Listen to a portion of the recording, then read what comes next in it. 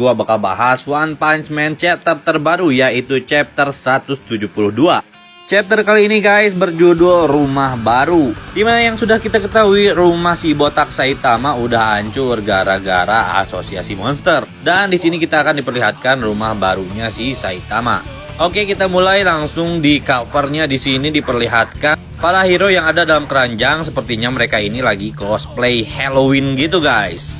Oke, kalau gitu kita langsung lanjut lagi guys. Di awal panel diperlihatkan Saitama yang geram karena Black Sperm yang terus-terusan meminta untuk dipelihara.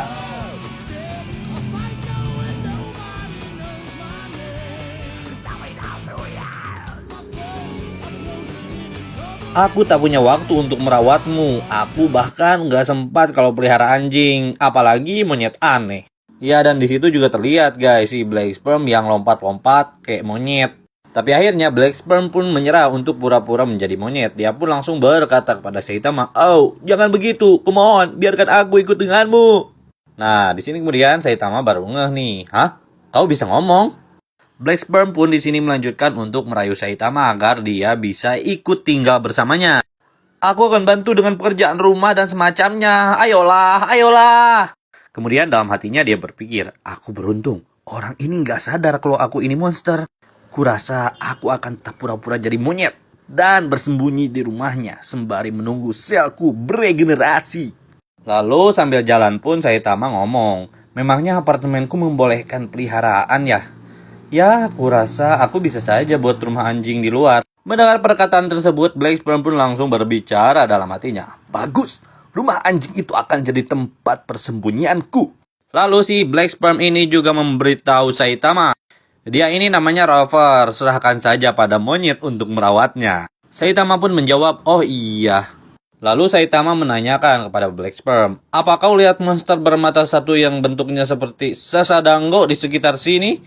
Lalu ketika disebutkan mata satu, Black Sperm di sini malah terbayang sama si Gyoro-Gyoro. Dia pun berkata dalam hatinya, "Apa maksudnya Gyoro-Gyoro? Dia itu malah lebih mirip Kagami Mochi." Lalu akhirnya si Black Sperm menjawab Saitama, "Entah, mungkin dia terpental karena serangan Tatsumaki atau macam itu." Oke. Setelah berbincang-bincang, akhirnya Saitama pun melihat apartemen barunya guys. Dia pun berkata, "Ah, sekarang udah kelihatan rumah baruku." Weh, rumah baru Saitama bos. Oke, kita lanjut di part 2 guys. Kita lanjut lagi aja. Di sini tertulis markas besar Asosiasi Pahlawan 2 km lagi. Lalu kemudian Black Sperm yang memperhatikan dari jauh tersebut pun berkata dalam hatinya, "Wow, gedungnya gede banget.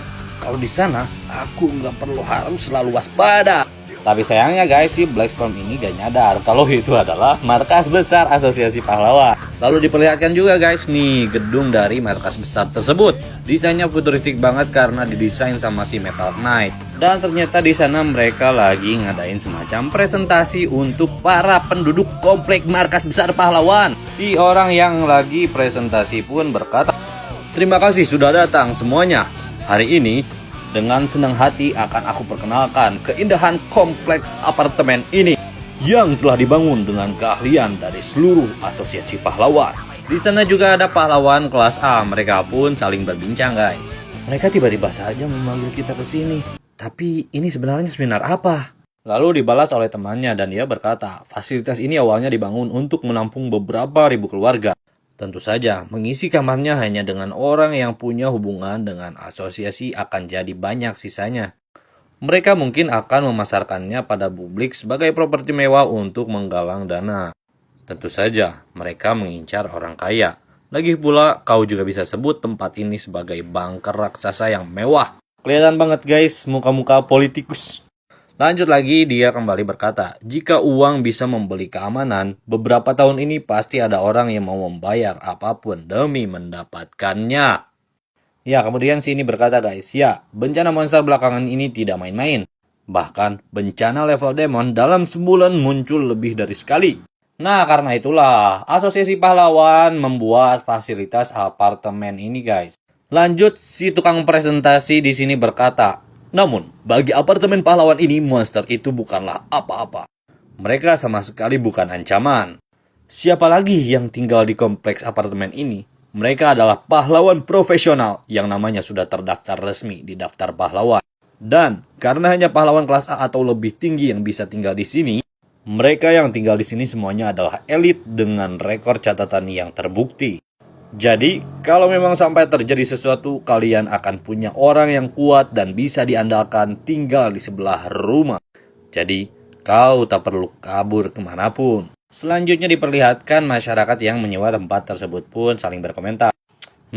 Rank A, huh? Mereka mungkin lebih berguna dari Doberman. Lalu di sini juga diperkenalkan guys, 2 orang hero oleh si tukang presentasi. 2 orang yang berdiri di dekat dinding di sana adalah pahlawan kelas A yang kami panggil hari ini sebagai bodyguard. Seperti yang sudah kalian tebak, mereka juga penghuni di sini.